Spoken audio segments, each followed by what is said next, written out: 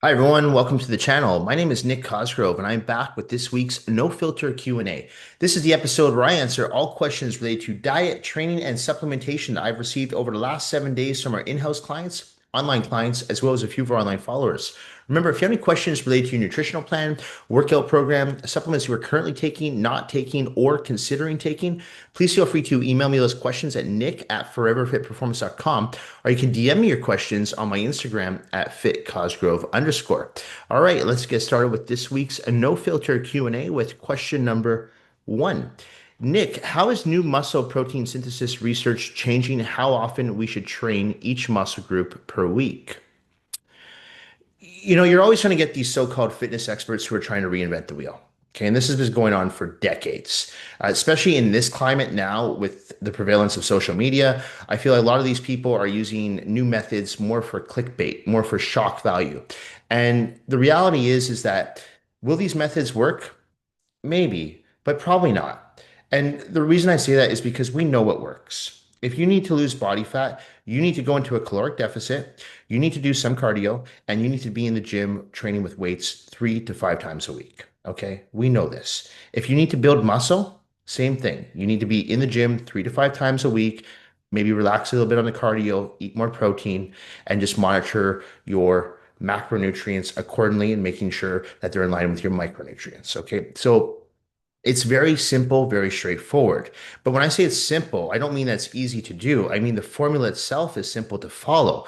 A lot of people struggle though, because in order to be in the gym 3 to 5 times a week, you have to be fairly disciplined. In order to follow a very clean diet consistently, as in like day in, day out, like 24 hours a day, not just for a few hours a day. Again, you have to be very motivated and very self-determined and a disciplined individual. Okay, so it's not easy to do, but the formula itself is very straightforward. And I feel what's happening now in today's climate is people are always looking for the easier way to do things. What will get me the results in a quicker way possible with the least amount of work possible. And that's why people fall victim to these new training methods or these do not diet philosophies. And I'm not saying they're all garbage because some of them actually might work. But if you're asking me for my personal opinion, I like to stick to the basics. And that's why I have like a tunnel vision when it comes to working with a client. I'm like, okay, I need to take you from point A to point B. I have to look at your genetics. I have to look at your gender. I have to look at your fitness level. I have to look at your lifestyle. And I have to see how much weight you have to gain or how much weight you have to lose. Okay. And then we have to put down together a program that's going to work for that individual. Okay. So when you talk about protein synthesis, even if you're taking in adequate amounts of protein and you're making sure that your protein's in check, you still shouldn't be training each muscle group 3 or 4 times a week. I still stand by the standard philosophy of training one muscle group 1 time a week, regardless if you're in the gym 5 times a week or 3 times a week or 2 times a week. Okay. So that means that you're training your chest once a week, back once a week, shoulders once a week, biceps, triceps once a week, quadriceps, hamstring, glutes, calves, etc. once a week. Okay. Um, in my opinion, if you follow that formula, you will not only will you get results, but you're going to get results in a safe and an effective manner, as in you're not going to get injured. Okay. And I can say this because at 40 years old, I've never had a serious injury. And I've worked with hundreds of people over the years who've, again, no serious injuries, and we've gotten them from point A to point B naturally, not enhanced, so not using anabolic steroids, by following that philosophy. So it works. I feel that a lot of people though just don't want to put in the time and effort and energy to follow through on those plans. And that therefore they're always jumping from one bandwagon to the next, one diet fad to the next, one generic training program to the next. Okay. So if you just stay consistent and you follow the program that your coach has laid out for you, granted, if your coach, the coach you're working with is an experienced, knowledgeable coach, that will help take you to the next level. But you have to stay consistent and you have to be realistic, as in you have to say, well, I'm 50 pounds overweight. I'm not going to lose this weight in 2 months. That's not going to happen. Okay. But realistically, I can give myself about a year. And if I do that, not only will I lose the weight, I'll keep it off. And not only will I lose the weight, I'll lose body fat and I'll preserve and continue to build muscle. So you want to do things the correct way. Okay. So not the incorrect way. So when you ask me this question, it's not a bad question, and I don't mean to attack your question in any way. It's just that I've heard questions like this before from people, and what bugs me is when people, these fitness influencers, are just looking for clickbait, looking for shock value, and they want people to buy their training programs and nutritional plans. And granted, I'm out there too selling my training programs and nutritional plans, but I'm not putting this fancy formula out there and say I invented this formula. I don't take credit for any of the formulas that I use. I'm following methods that have worked from previous bodybuilders for decades and people who had to take their body fat down to single digits and people who wanted to build muscle. And then I implemented that working with the average sedentary individual. And I feel that anyone, no matter what your fitness level is, can make a change in their health and physique. You just have to work with someone who understands your body and can customize a program accordingly for you. So, to answer that question, are there new methods out there? I'm sure there are. Do some of them work? Maybe. But I don't plan on trying them anytime soon because the methods I use, they work. They're tried and true, and I don't plan on changing that anytime soon. All right. Nick, can short, high frequency micro workouts throughout the day really rival a traditional 60-minute session for hypertrophy? Absolutely not. No, I don't think so at all. So, what you're referring to, I've heard of these micro workouts, and the premises is that you're looking for these people who are talking about training for 15, 20 minutes, 3 or 4 times a day. Well, first of all, who the hell has time to do that? I mean, most people, to go to the gym, it takes maybe like 15 to half an hour, 15 minutes, half an hour to get to your gym. Then you got to shower, change, and so on and move on. So most people don't have access to a gym that they can just go to 3 or 4 times a day. But let's say you do, okay? Let's say you're training at your home gym, or there's a gym in your apartment building, wherever your work building that you go to, and you can do that. In my opinion, that's not the most effective way to train. Why? Because you're training a muscle group that's fully recovered. And that's not how you build muscle. So, and this is why I always tell people you shouldn't rest too long between sets unless you're trained to be a power lifter. But if you're trained for the aesthetics component, you need to exhaust those muscles and then you need to hit them hard because that's how you're going to recruit more muscle fibers for growth. So let's say you're doing the micro workouts and let's say you do chest. Okay, so you go in the morning, you do an incline barbell bench press. You do 4 sets, 15 minutes, you leave. You come back at lunch hour, you do a flat barbell bench press, 15 minutes, you leave. Then you come back at night and you do an incline dumbbell fly for 4 sets, 15 minutes, and you leave. You're training a muscle that's fully recovered each time. So you're not going to recruit more muscle fibers to that area. You might get stronger. You probably will get stronger, but you're not going to really build or sculpt any definition in your pectoralis major and minor. So I always tell people when I'm training them, like the best results happen at the midway point to the end of the workout because your muscles are tired and now you're really challenging your muscles. Not the beginning of the workout. The beginning of the workout, you're fresh, right? So you should just be warming up anyway. So it gets into that 15, 20 minutes into the workout, and that's when your muscles start to really get challenged. And that's when they have to recruit more muscle fibers for protein synthesis. And that's how you grow. Okay, so I'm not a fan of these micro workouts. I've heard about them. It seems to be like a new fad. I've seen them on TikTok. But again, what's wrong with being in the gym for 45, 60 minutes, right? I mean, surely you can afford to spend that much time in a 24-hour day. And also, it takes less time to do that than going back and forth to the gym 3 or 4 times a day doing 15-minute micro workouts. So I wouldn't advise these workouts. Again, just like the first question, in my opinion, it's another fad. That too will pass because I haven't really seen anyone get results off 15-minute micro workouts. Okay. So prove me wrong. If you're someone watching this and you yourself do it, send me some photos, give me a rebuttal video and make me eat my words. But until then, I haven't seen it. So for now, I'm going to say stick with the 45 to 60-minute workouts, no more than that. But again, it's not about the duration of your workouts, it's what you do during that time. So even if you're doing like a 40-minute workouts, like my workouts, I go hard. So that means the phone doesn't make an appearance. I'm not answering emails. I'm not playing on TikTok, not checking Instagram, not updating my Facebook status. I'm zoned into my workout. 40 minutes. I rest 30 seconds to 45 seconds in between my sets max, and I'm done. So train like that. Okay. Don't worry about the exact time, but to me, 15 minutes is too little amount of time to really stimulate anything. All right. Nick, what do the latest studies say about training in a caloric deficit? Can you really build muscle while cutting? Yeah, that's a good question. So it kind of correlates with the first question I talked about. And it depends on a few factors. One of those factors is actually going to be how much muscle you have when you start your diet. So if you're someone who already has a lot of muscle, it's going to be fairly easy for you to maintain that muscle mass as long as your protein levels are relatively high throughout the diet plan. And so if I'm working with, let's say, a bodybuilder who's been training for 10, 15 years. I have a few clients on my roster, both male and female, who train fitness competitions. So we're already starting off. These people are already in pretty good shape. They're in what we call off-season shape, but they're still in good shape. Compared to the average person, they're in incredible shape. But to get ready for the stage, they need to drop their body fat lower and lower and lower. Okay. So for these people, in order for us to preserve and maintain muscle mass, we need to keep the protein high. But I have worked with people who, as they continue to go into a show, they what we call grow into the show. I was one of these people. So you actually put on muscle, even though you're in a caloric deficit, as long as those protein levels are high, as in 1 to 1.5 grams per pound of body weight, you should be able to at least maintain the muscle mass that you've built. But I have worked with people who are actually able to add on muscle.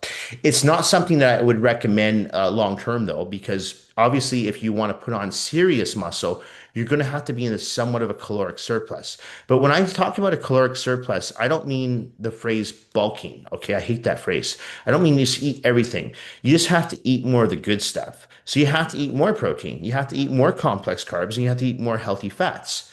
But that doesn't mean that you go and you have more burgers and fries, or you have more cake and pasta. Okay, that means you have a little bit, maybe more rice, you have a little more sweet potatoes, a little bit more yams, a little bit more quinoa, a little bit more chicken breasts, a little bit more salmon, okay, a little bit more peanut butter, a little more almond butter, a little bit more extra virgin olive oil. So you're getting in the good stuff and you're monitoring your body. You're monitoring the scale. Are you adding on too much weight? Well, if you are, that's a good sign that you're probably putting on some body fat. So scale it back a bit. Okay. Are you not adding on enough weight? Well, it's an indicator you have to eat more. Okay. And I talked about this last week, understanding your body type. Are you an endomorph? Are you an ectomorph? Are you a mesomorph? Once you understand your body type, you can eat accordingly for your genetics. Okay. So again, to answer that question, and then it's a good question, is you can put on muscle in a caloric deficit, but it's not something that I would recommend long term. So if you are someone who's getting ready for, say, a fitness competition, or maybe you're going for a beach vacation, or maybe you just want to lean out, as long as you're watching your protein, you're not going to lose muscle. Okay, I promise you that. But you have to really monitor your protein. That's crucial. And that's again where it comes down to working with a trained, knowledgeable, and experienced coach that can make sure you're getting in not just protein, but the right protein. Because again, it's not just about the macros, it's about the micros. So the quality of the protein you're consuming, that's so important. Because in order to create, the word of the day here is going to be protein synthesis again, you have to make sure that your muscles are constantly fed, especially when you're in a caloric deficit. All right. Okay. Nick, are advanced recovery tools like cold plunges or red light therapy enhancing growth or actually slowing adaptation? Um, I'm probably the wrong person to ask because I don't do either. I've talked to a few people who do both and they swear by them. I mean, a lot of people who do the cold plunge, they say that they feel great afterwards. They feel that, like, they're more loose. They feel that their tendons and their joints feel better. However, I have spoken to other people who actually tell me they feel weaker after cold plunge therapy in the gym. So, and now there's a few studies on that as well, talking about how when you do cold plunge therapy, your muscles go into somewhat of a catabolic state. Now, I don't really know the science behind that, so I'm not going to sit here and claim that I do. I don't. Um, for myself personally, I've always found that making sure that I rest properly, as in I'm making sure I'm getting anywhere from 6 to 8 hours of sleep per night, making sure that I'm hydrated, so I'm getting anywhere from 4 to 6 liters of water per day, making sure that I'm training properly, as in one muscle group per week. I feel that works for me. I don't feel I need the cold plunge. I don't feel I need the red light therapy. But again, if some people find it's working for them, I know there's some professional athletes out there who swear by using these methods. I say do it. Anything that's going to give you an edge, whether it's in the gym, in your sport, or with your physique, I say do it as long as it's safe. Okay. Um, how much of this is placebo? Hey, you know what? If it's working for you, do it. I had this discussion with a client the other day who's taking creatine, saying, I don't know, maybe I feel a little bit stronger. I'm like, well, okay, go for it. Keep lifting weights and keep taking the creatine.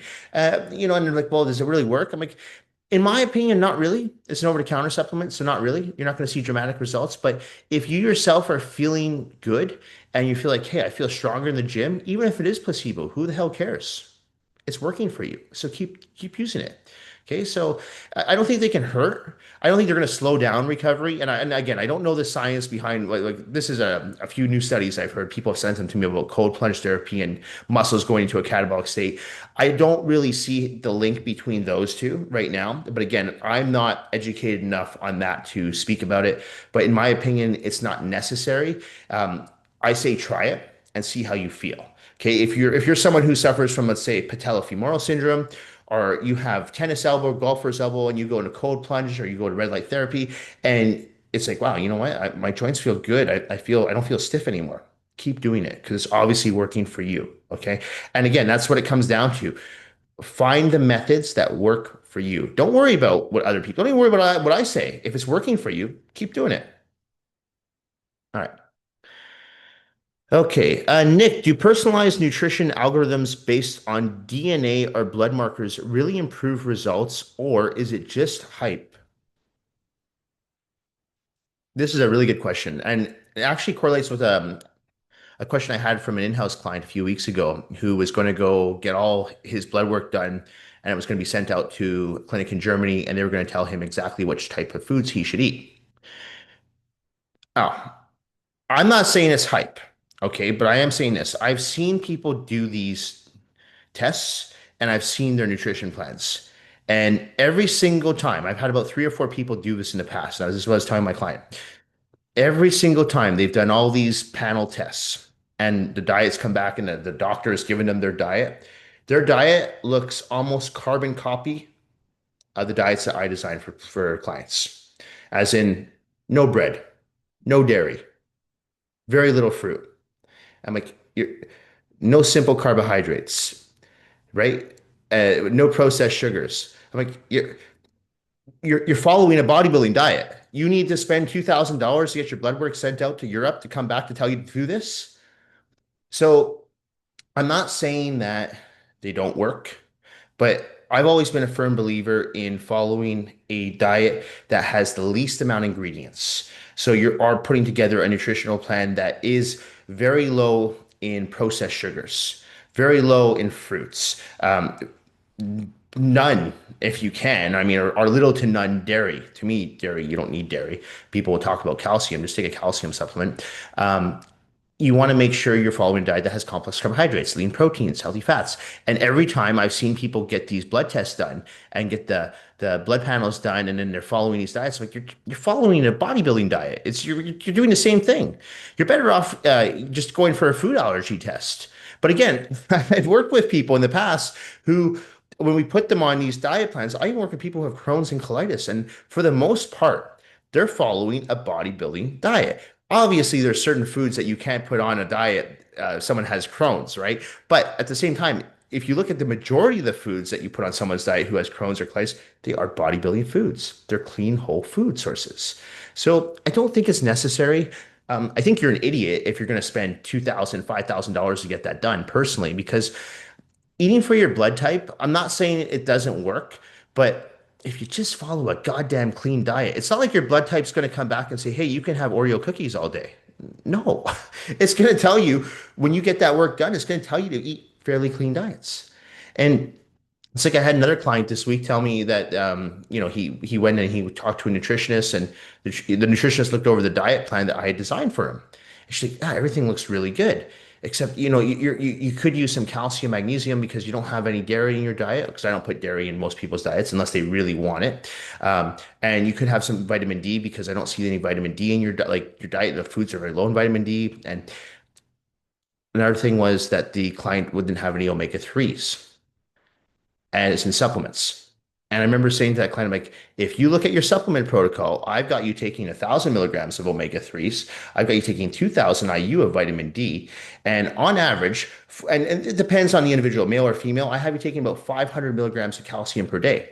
You're just not following the supplement protocol that I laid out for you. Okay, so you had to go see a nutritionist to tell you that your diet looks great, but you should be supplementing with these vitamins and minerals, which are already on your plan. I'm not saying that I know everything about dietary nutrition, but what I am saying is that if you keep things simple and you make sure that you're plugging in all of your essential vitamins, minerals, your nutrients, making sure that your complex carbohydrates and healthy fats and lean proteins are all in order, you should be fine. Okay. Obviously, if you have a food allergy to quinoa or oats, yeah, change that out. Have white rice instead. Have brown rice instead of the quinoa. Have that instead. Have cream of rice instead of the oats. Have Ezekiel bread instead of the oats. So you can find alternatives. So it's not all healthy foods work for everyone. But to me, these, eating for your blood type, personally, I think it's all garbage. I do. I do. It's that all talk and it's all hype. And I think it's just like a money grab. Clean up your diet, follow a consistent diet. You don't need to eat for your blood type. You just need to eat clean. All right. Okay. Nick, how is nutrient timing evolving? Is the anabolic window back in fashion or officially debunked? Well, if you work with me, it's debunked. I don't believe in the anabolic window. I think that's complete garbage. I believe the anabolic window was something made up by the supplement industry in order to sell their protein powders and their protein bars. Oh, you need to get protein in within 5 minutes after your workout. Have our protein shakes, have our protein bars. They're easy, they're convenient, and people fall victim to that, right? And they believe it. And especially if it's coming from a spokesperson who's like a professional bodybuilder, right? Or a bikini girl, like someone who's in really good shape. So a lot of people fall victim to that and they're like, oh, I need to get that. I'm like, but you don't because you're not reading the science behind that. The muscles don't go into a catabolic state as soon as you leave the gym and you need to eat. If you don't eat, your muscles are going to deflate. That doesn't happen.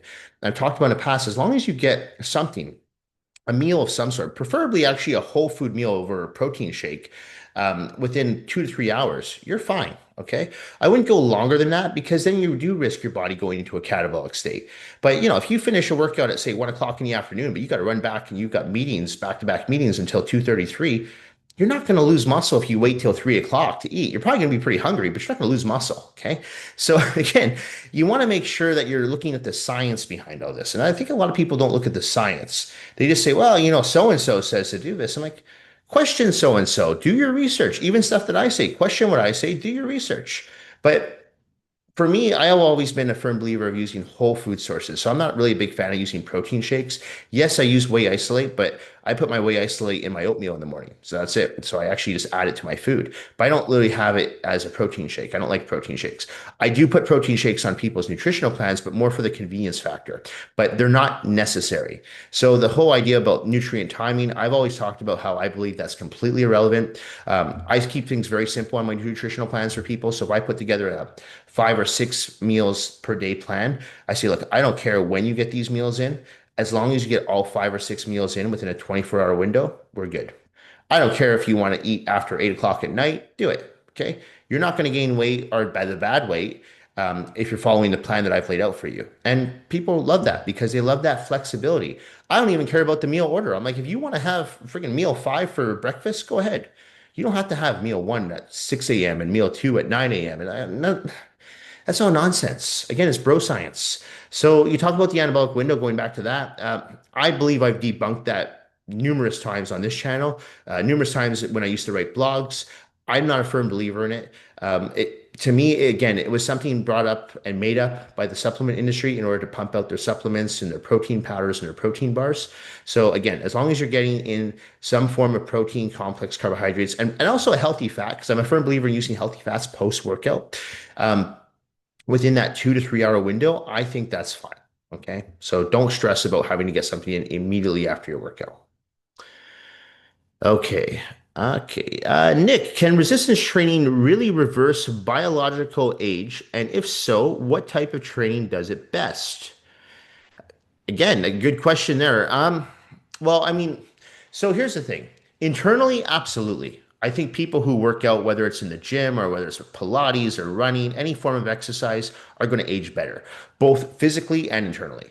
It doesn't mean that you're going to constantly look super young. I mean, I know I've got wrinkles. I'm in my 40s, and it's not like I look like I did in my 20s, but my body feels better in my 40s than it did it did in its 20s. And I attribute that to following a fairly clean and active lifestyle. Okay, so I believe I'm slowing down the aging process. When people talk about, oh, my joints, or I'm getting older, or I'm feeling tired, or I need more time off the gym or rest, I'm like, yeah, because you're letting yourself go and you're letting yourself become a victim to your genetics. So I always tell people, I'm like, if you can stay fit and active, you're going to age well, for sure. One of my clients, 70 years old, just did a stress test, and the technician was amazed by how well he did.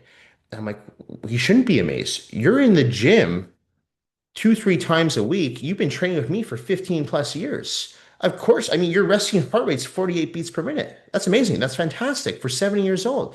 But it doesn't surprise me because you've been training for so long. So because you've been putting in the time and effort, your body's reaping the awards. You don't look like a 70-year-old man. You know what I mean? Like a lot of people who, they live these sedentary lifestyles, they eat like shit, they smoke every day, they drink every day. Yeah, you've got people walking around who are in their 30s that look like they're in their 60s. So I do believe that obviously diet and exercise plays a huge, huge role in how people age, both internally and physically. But at the same time, there's a lot of people who maybe only start working out in their 50s or 60s. And I always tell people it's not too late.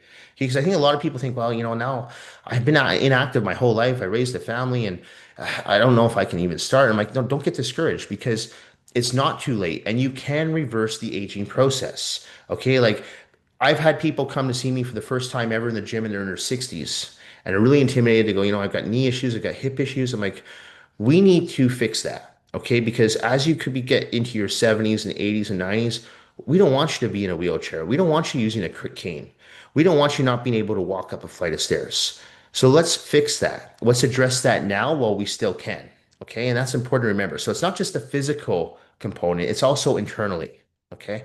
So, yes, to answer that question, I do believe working out, exercise, obviously diet can help slow down the aging process. And if you're asking me the best type of training, I'm going to say any type of training, really. Any type of physical activity is going to help.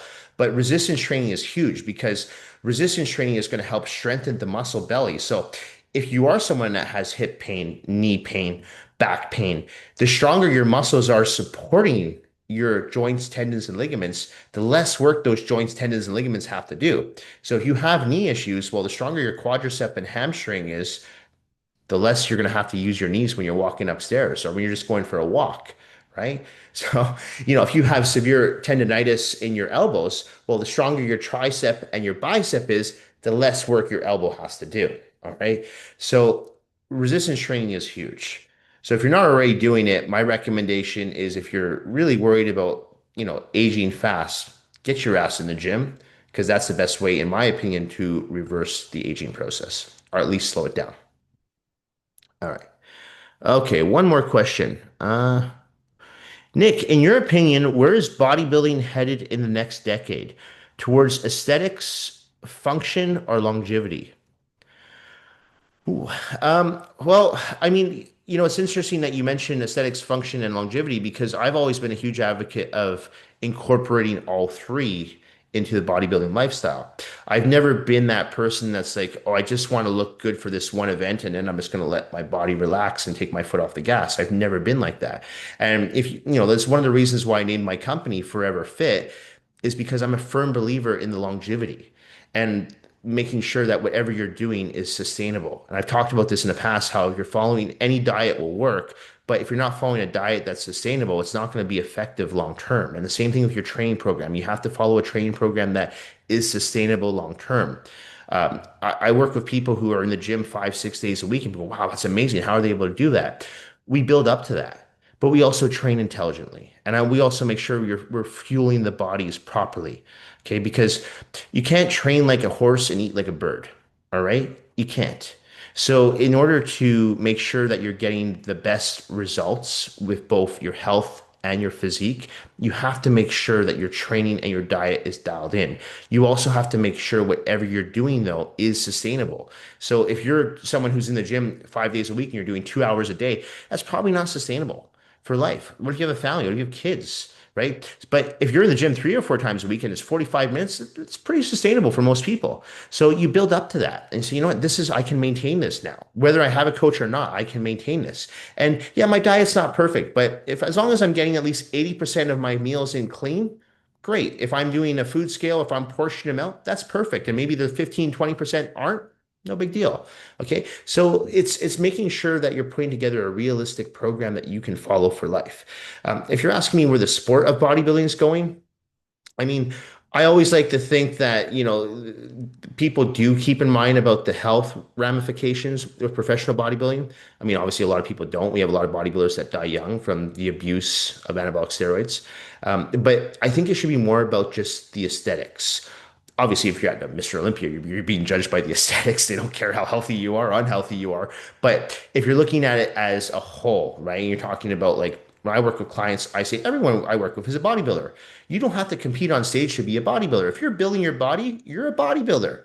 Okay. So it's not about putting on posing trunks and putting on a bunch of oil on a fake tan and getting up on stage and posing. If you're in the gym and you're trying to sculpt your physique and improve your health, you're a bodybuilder. So you should be looking at the long-term goal. And the long-term goal is how can I sustain this lifestyle for the remainder of my life? How can I preserve and continue to build muscle while keeping body fat low?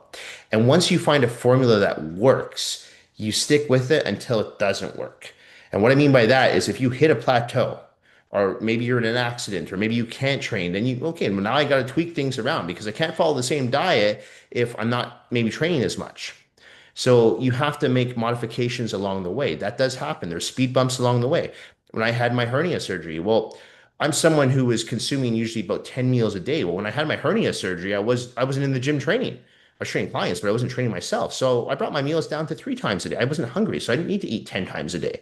Okay. But I wasn't exerting as much energy, so I didn't need as many calories. Once I started training again, I started bumping up the calories. Okay. So when life serves you those speed bumps, you have to act accordingly and make those revisions. So I think bodybuilding should be about all three.